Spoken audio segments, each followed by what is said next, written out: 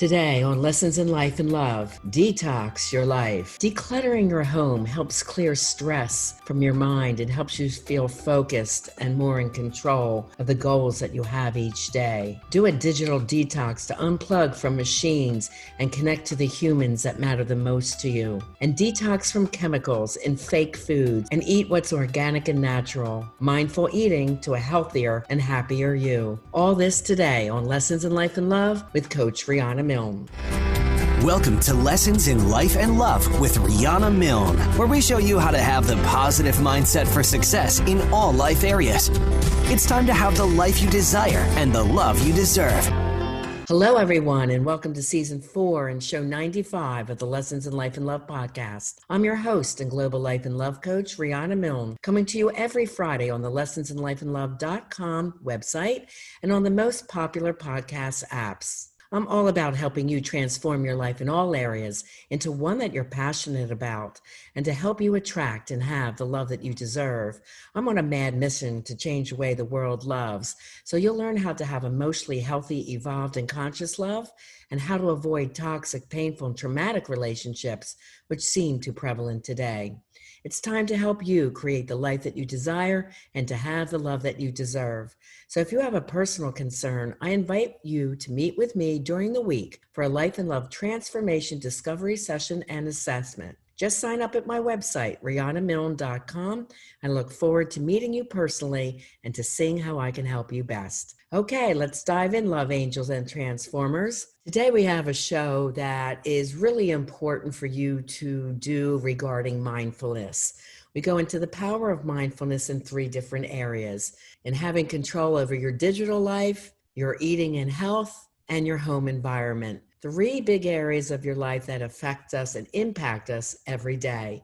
And these will be summaries read from the Power of Mindfulness magazine, How to Reduce Stress and Be Happier Every Day, from Centennial Health, which is on display at your favorite newsstand until October 12th, 2020. The first article I want to go into is about digital detox.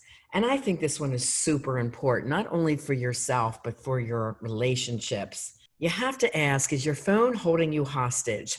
Because under the 12 childhood traumas, actually, one of them, the first one is all about addictions. And the newest one added, which was item number 12, is being addicted to social media and your machines. Unfortunately, our kids are sitting there while the parents are tapping away on their phones, their iPads, and their computers, and wishing for a little love and attention and playtime. So why don't you consider taking a digital detox? I'll give you some lowdowns on this article to see if some of it resonates with you. Tablets and other electronic gadgets, you want to put them away before dinner.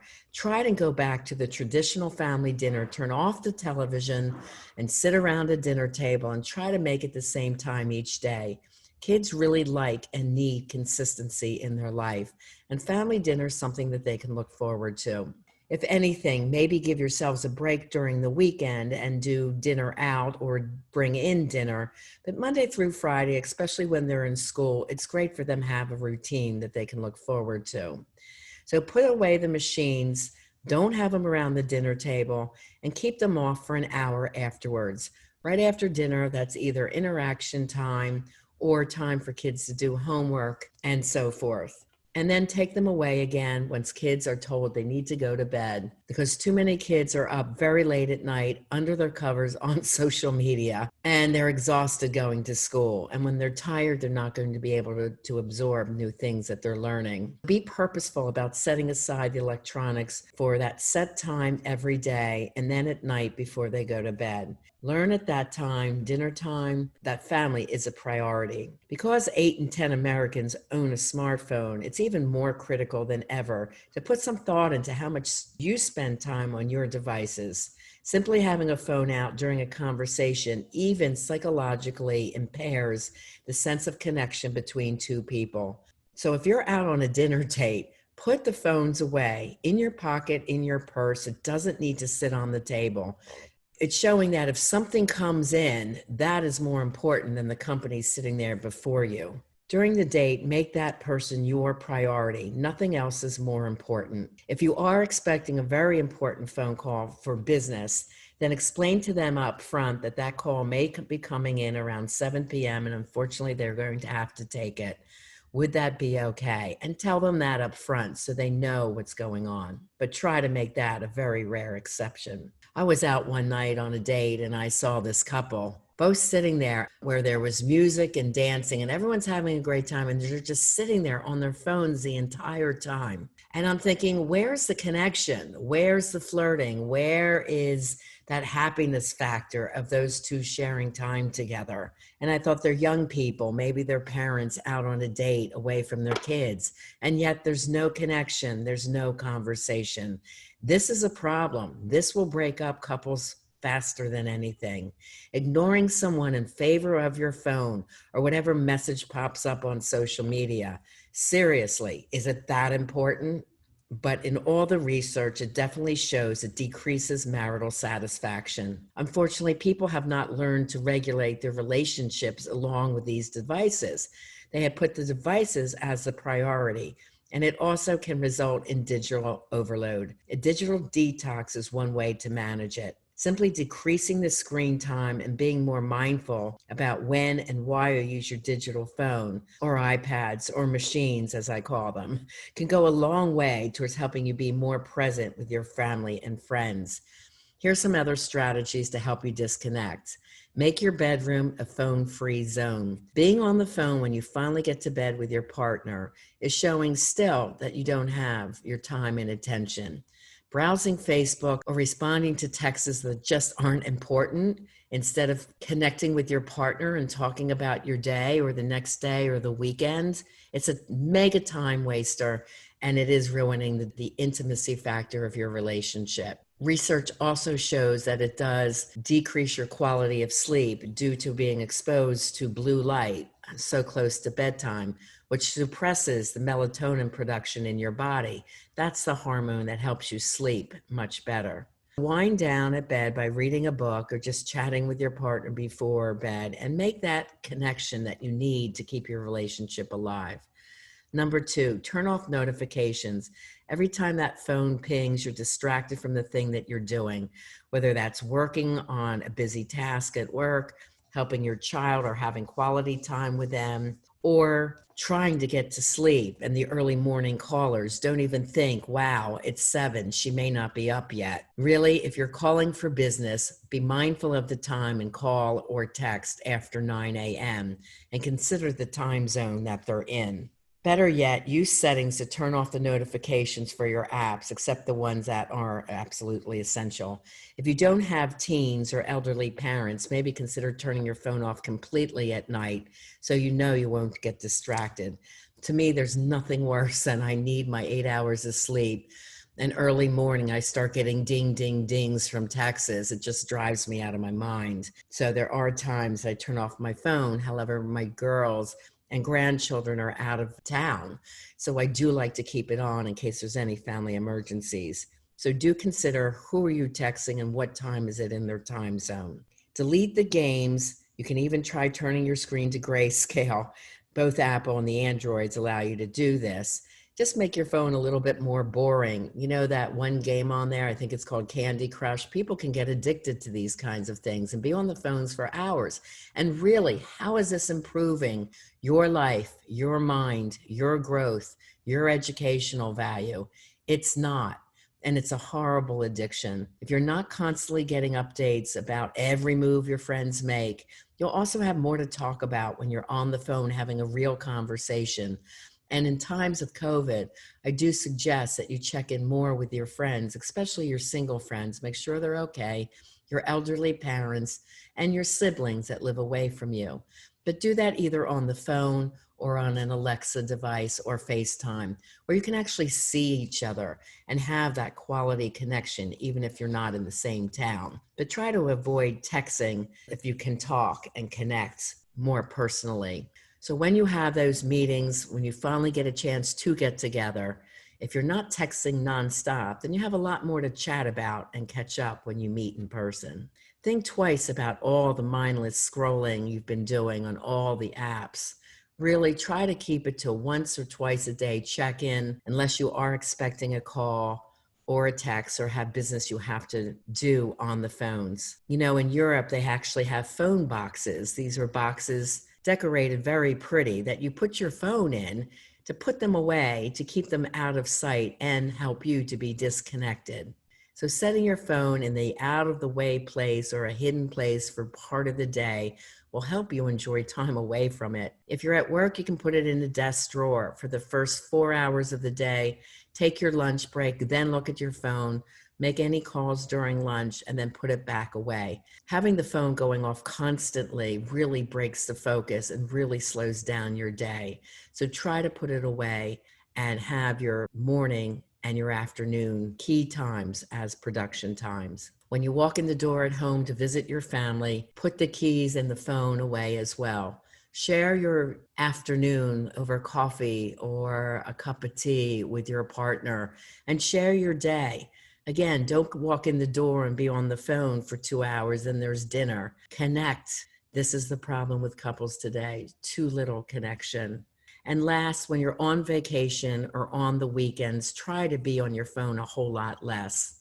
I love my vacation time where I'm barely on the phone. I use my phone to take pictures. That's about it. And of course, my clients can contact me if they're in an emergency situation. But I really like being away from the machines and just connecting with nature and the sights that I see around the world and the people. Love meeting the people from so many different places and cultures and seeing their art and history. I don't need to be on the phone for that unless I'm taking pictures of their beautiful communities. Next, we'll go into the importance of eating mindfully right after this commercial break.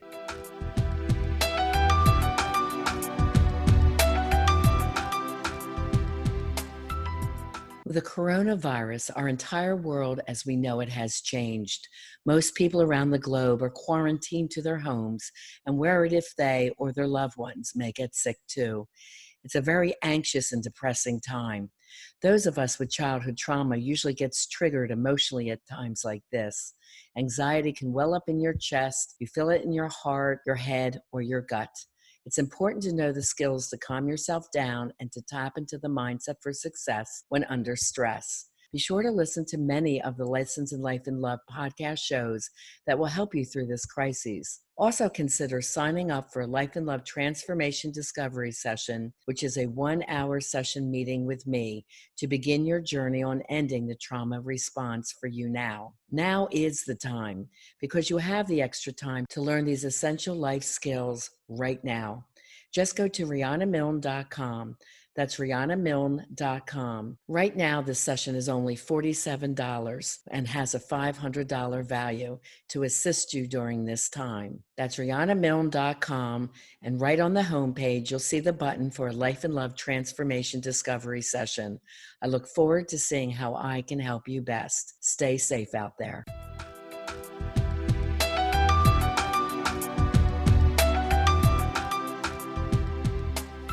Okay, we're back. Next, we want to go into the importance of being mindful while you're eating. Most people don't pay attention to what they're putting in their mouths. They're rushing through the fast food lanes or grabbing food during a fast break while they're working at home, throwing it down their throats, or watching TV and catching up on CNN and the latest COVID numbers or the financial reports, which makes them both nervous.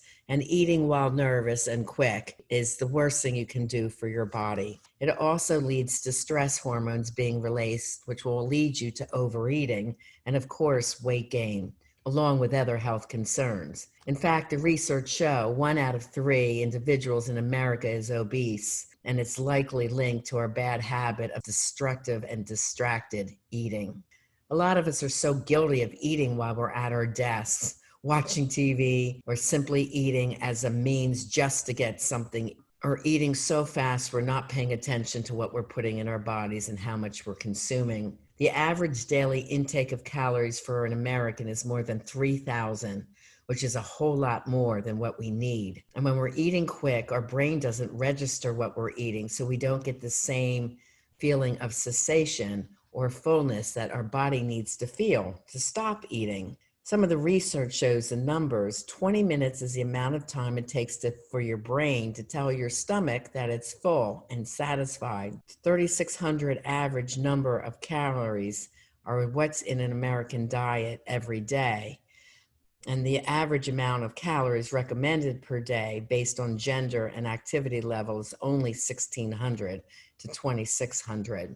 So because it takes 20 minutes for the brain to register hormonal signals from the gut that it's full, when you eat too quickly, these cues are just garbled and not felt by the brain.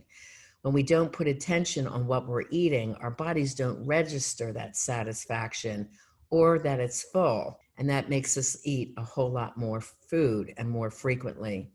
We don't chew slowly enough to release the flavor, and we don't allow time for food to sit on our tongues so that our taste buds can send that information to our brains to let it know if we're satisfied with those flavors or feeling full. Enter mindful eating. It's essential to eating with awareness.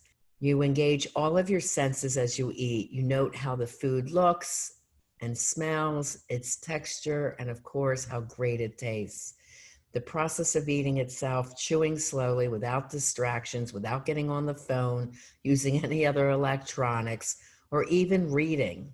So just sit, eat, think, maybe think about what you accomplished that morning, think about what you want to accomplish at the end of the day, or if it's at night and it's dinner, what you need to do with your family, or what you want to accomplish for the next day. You'll enjoy your meals more and your waistline will definitely benefit as well, both in the short and the long term. Mindful eating plays a strong role in successfully losing weight, but also in keeping it off, because there's that direct relationship between mindful eating and the reduction of food cravings, portion control, body mass index, and your body weight. So here's some examples and rules that you can use to help you have more mindful eating. And here we go. It's related to the first article that I was reviewing. Put away your devices. Mindful eating is about focusing on just one thing at a time. So do put away any writing, to-do list, any stressful activities you're working on. Step away from your desk and your computers and put your phones away.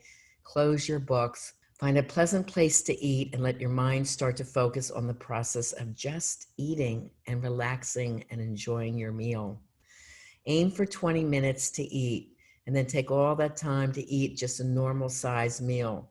Slowing down makes you more mindful of what you're doing, and it really makes you focus on what you're eating in that less hurried pace. You could try putting your fork down after each bite or taking frequent sips of water in between each bite, just to slow things down, and then also to cleanse your palate. Savor each bite.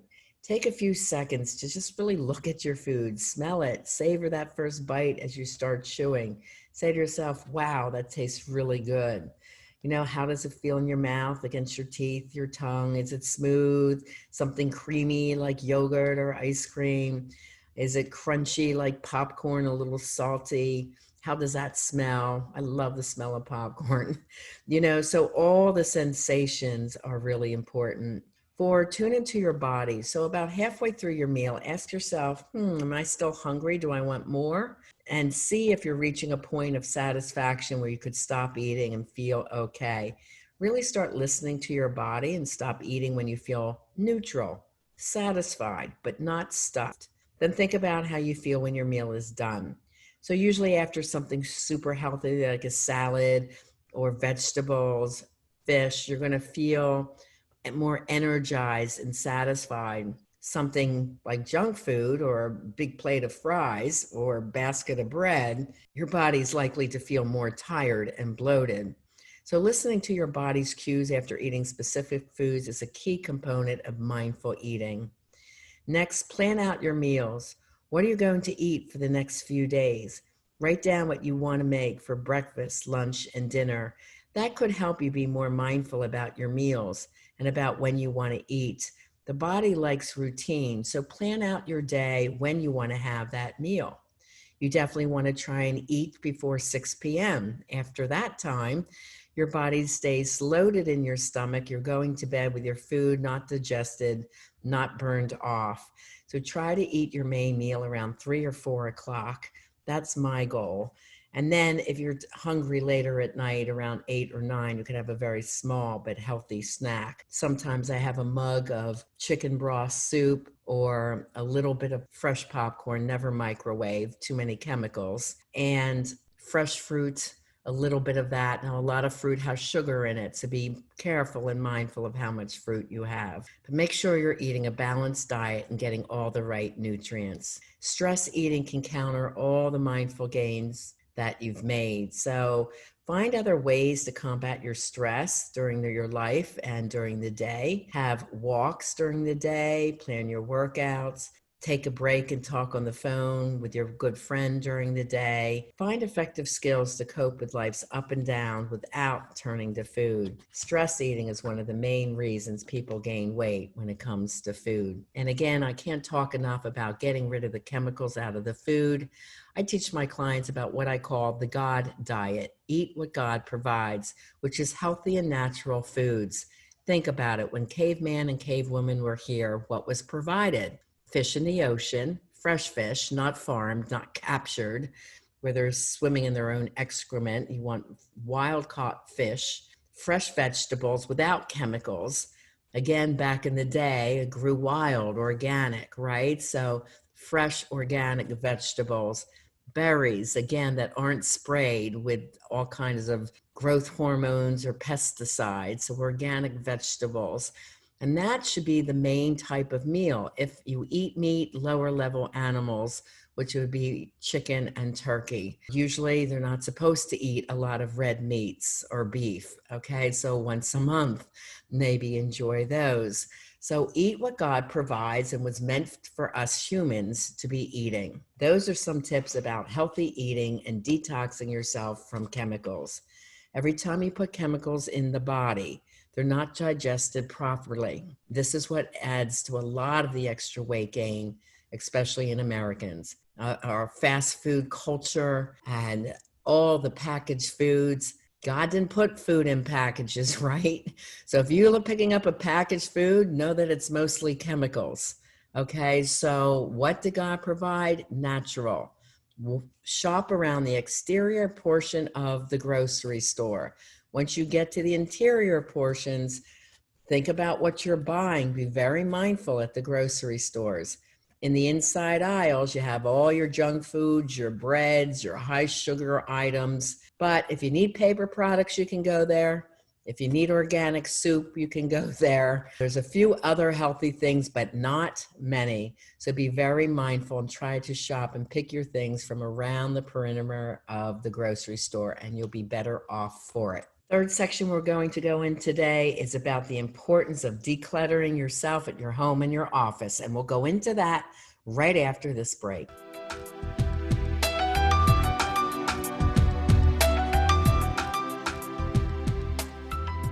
Since many of you are now at home, are you wondering what a home profession would be like? Have you ever thought of coaching? I have developed an amazing coaching mentoring program to get you started in coaching or help you to excel to global status. To inquire, just go to rianamilne.com and check out the mentoring tab, and then contact me with a list of what you would like help with.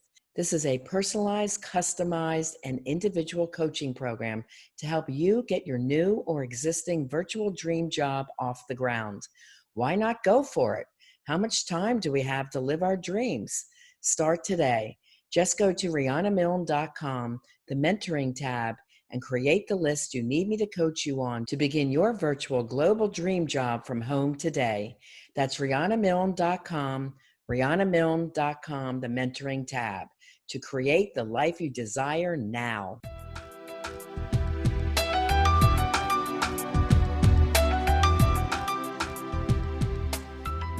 Okay, we're back. So now we're talking about keeping your home stress-free, which happens by being clutter-free. Decluttering your home can do a whole lot to neaten up your headspace, open up your degree of focus, as well as make you feel great about coming home or even living and working at home. You know, if you have a desk at home like I do, Having tons of stacked papers around you makes you feel very overwhelmed. It's important that at the end of each day, you clean up and throw out what you don't want, file what needs to be put away, and maybe keep in a small pile behind you what you deal with each day. Okay, like for example, I do 3 to 5 interviews a week, so I'm not putting those papers away every day. They sit on the desk where I can easily pull them out and refer to them right before I have an interview. Keep things in notebooks. If you have a lot of notes from a course, for example, get yourself a 3-ring binder so it's all kept nice and neat in one place, and you can go back to the binder to refer to your notes if you need to. But too much stuff makes people feel overwhelmed and highly anxious. It can even lead towards depression. I like to tell my clients, start with each room and see where you can declutter. I usually start with the main gathering room, which is the den or the living room.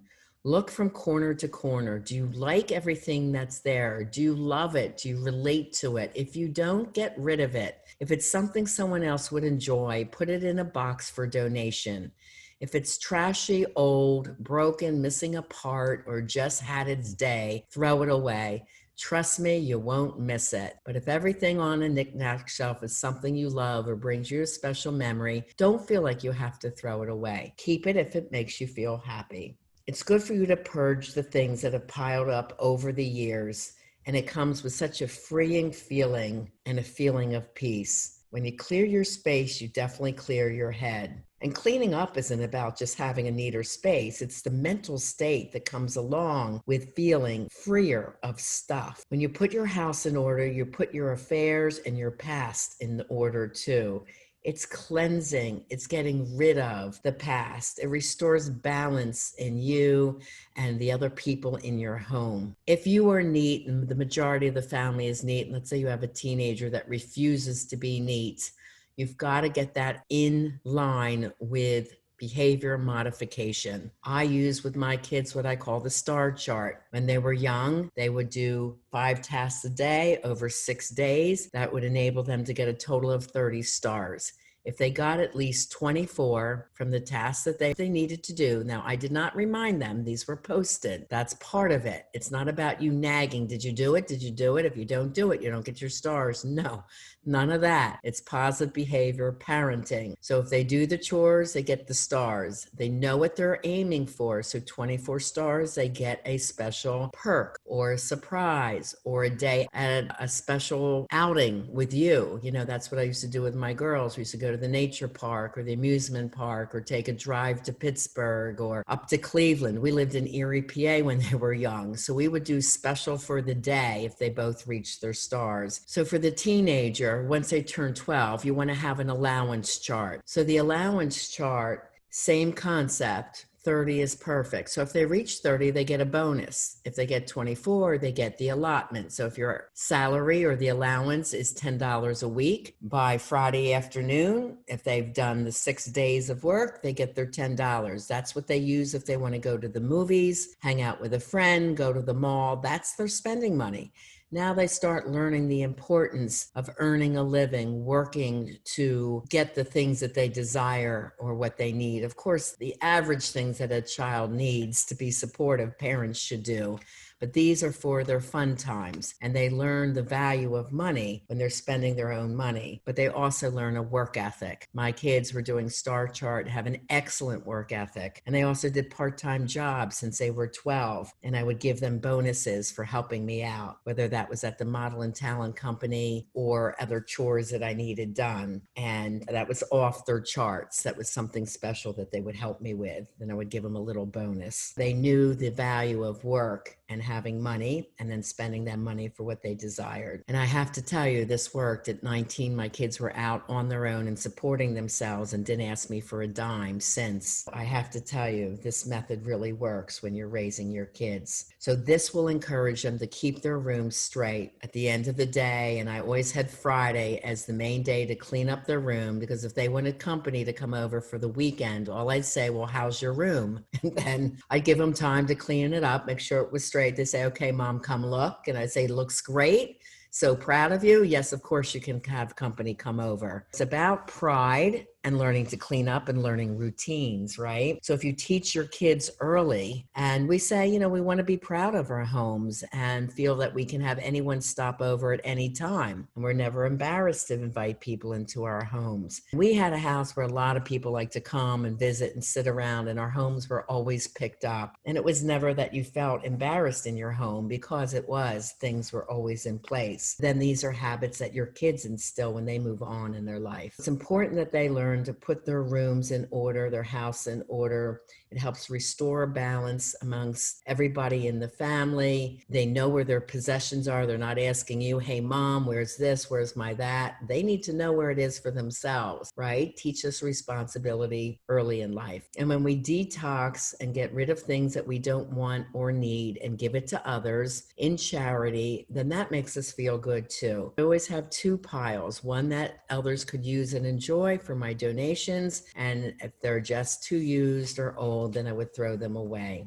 Some people like to tackle things by a category. You could start with going through your clothes, and then all your books, and then all your papers, and then all your collectibles, things like that. Me, I prefer to start with a room, the most common room, the living room, then maybe going into the kitchen, then your desk area, things that if people stopped over, what would they see, right? They may not see your bedroom, but my thing, usually before I go to bed, I work a lot of hours, so I'm pretty beat by the time I go to bed. So the first thing I do when I wake up in the morning is make sure my bedroom is cleaned up and very clean of clutter and things are in order. So by the time I do go to bed, I'm happy to walk into a nice, clean bedroom where everything is put away. So make sure that everything you're keeping gives you joy in life, and the clothes that you're wearing, you feel great in, you feel successful or sexy and just feel great in. And if you don't, it's time to get rid of those and give them away. I suggest cleaning through your closet at least twice a year,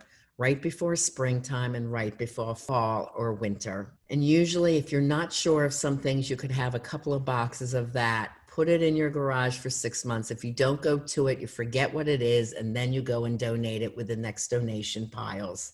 I found when I moved from New Jersey down to Florida, I had tons and tons of boxes. And meanwhile, trust me, I spent a year getting rid of things because I had my home and a storage bin and then a 2-car garage, and a lot of my daughter's things were stored up in the attic. I had a lot to clean out, and I didn't miss anything that I got rid of. And when I got down here, it's like, oh wow, if it doesn't fit in the garage, I'm getting rid of things. So I still kept donating and donating to get rid of things, and I never missed any of it. Trust me, get rid of the things that you can, and you'll be happy that you did. When you ask yourself why you can't get rid of something, there's 2 reasons. Usually there's an attachment to the past or fear for the future. You could be fearing like, well, if I get rid of all these clothes, what if I don't have the money to buy anything more? And the past attachment could be, of course, usually to memories. And I understand. Hold on to those sentimental items that maybe you got from your mom or your favorite aunt or a grandparent. These are things that convey feelings of love. So keep those. People ask, what about hoarders? Where does that come from? That comes from where a child was either given love by things,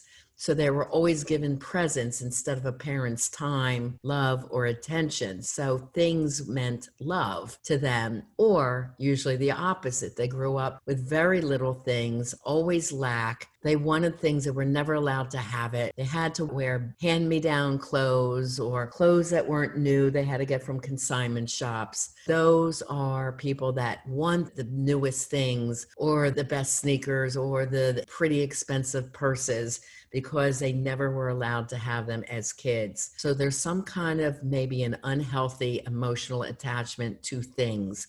And if that's the case, you want to learn balance in life and perhaps talk to a coach like me that helps you handle and heal from your past unconscious childhood trauma. Clutter's caused by the failure of not being able to return things to where they belong. If you don't have enough space for it, obviously you're going to have to get rid of something, right? You have to reduce trying to put things away. If you don't need them, get rid of them. But do try to designate a spot for everything, and that way things stay in order. Things tend to add up in that big kitchen drawer or in the cabinet where all those plastic containers are stored. Go through there every 6 months and get rid of those things too. It cuts out a whole lot of stress when you don't have to keep searching over and over for things because you don't remember where they are, or you can't find them because there's too much clutter. De-stress. If you are indeed addicted to shopping, which is a real addiction, whether it's on TV or in the stores, do make sure you get help for that. Again, there's an emotional connection to things that's unhealthy. And instead of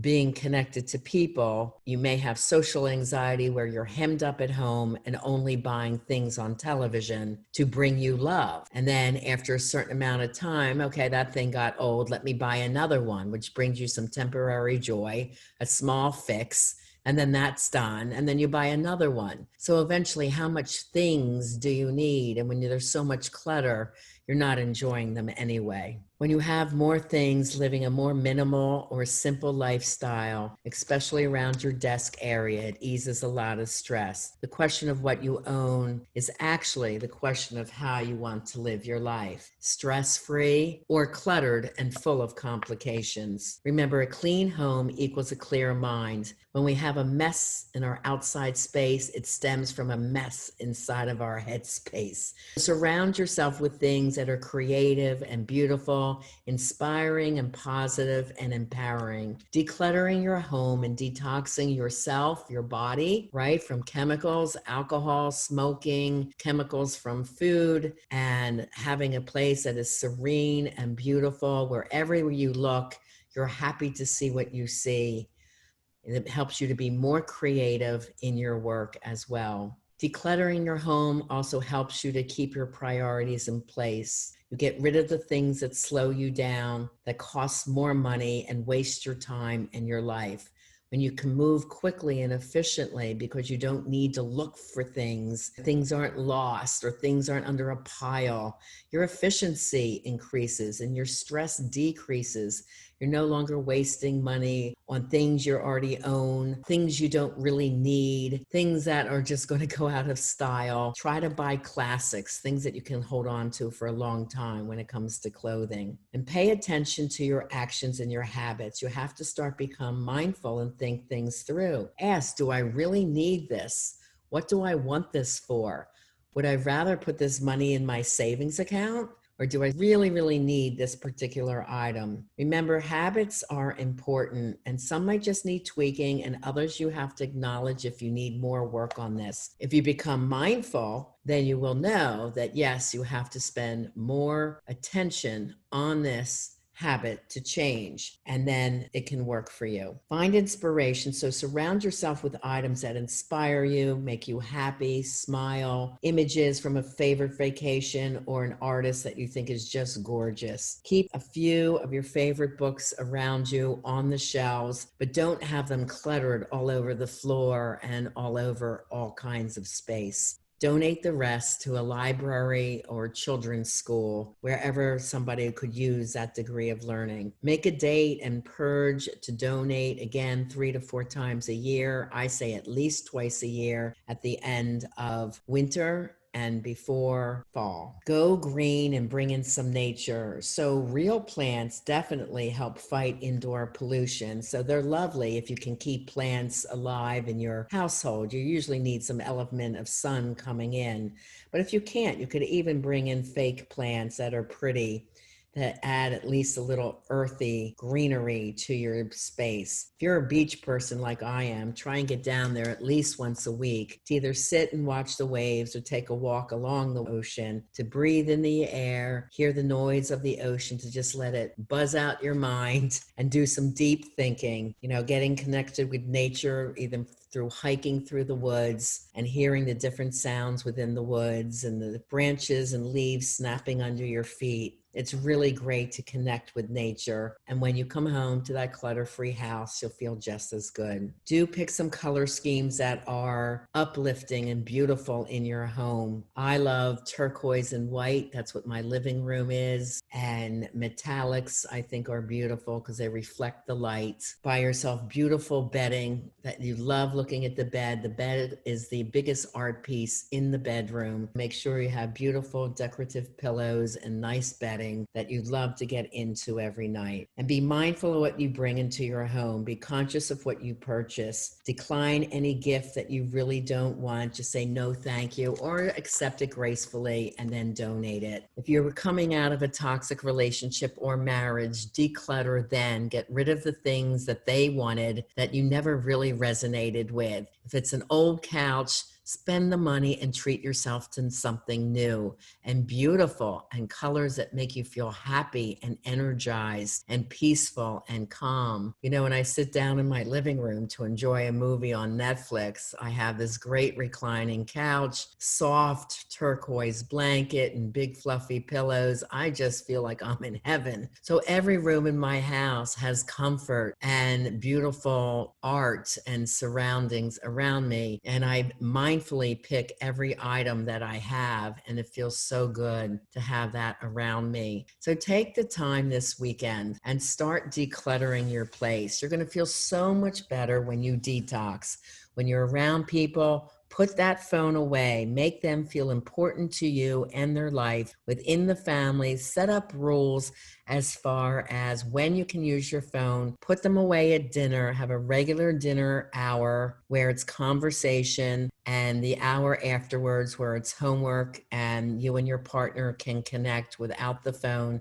Keep the phone out of the bedroom, that's for certain, and try barely to use it on the weekends. I hope this helped you feel a little bit more stress-free. When you declutter and detox in these 3 areas of your life, you'll be amazed at how wonderful and peaceful you're going to feel. And with that, ends the lesson. Okay, love angels and transformers, that's all we have time for today. I appreciate you sharing the love and the mission of helping me change the way the world loves by sending the show link to your friends that you love and care about. Please take a moment to subscribe to the show, give it a 5-star rating, and comment on what you liked about the show. If there's an upcoming episode you'd like me to hit a certain topic, just write me at the Contact Me form at lessonsinlifeandlove.com website, and you can easily share the show link from there. Remember, you can reach out for help during the week for me at any time at my website, rianamilne.com. And while you're there, get my free ebook on how to have the love that you deserve, as well as book chapter downloads from my #1 bestseller, Love Beyond Your Dreams, Break Free of Toxic Relationships to Have the Love You Deserve, and Live Beyond Your Dreams, From Fear and Doubt to Personal Power, Purpose, and Success.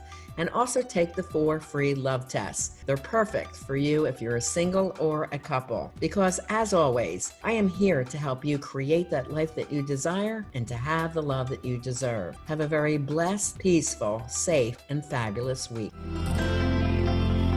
We want to thank you for joining us on this episode of Lessons in Life and Love with Coach Riana Milne. Go to rianamilne.com for more resources. And if you're really ready to take action to improve your life or love situation, apply now for a session with Riana. And remember, it's time to have the life you desire and the love you deserve.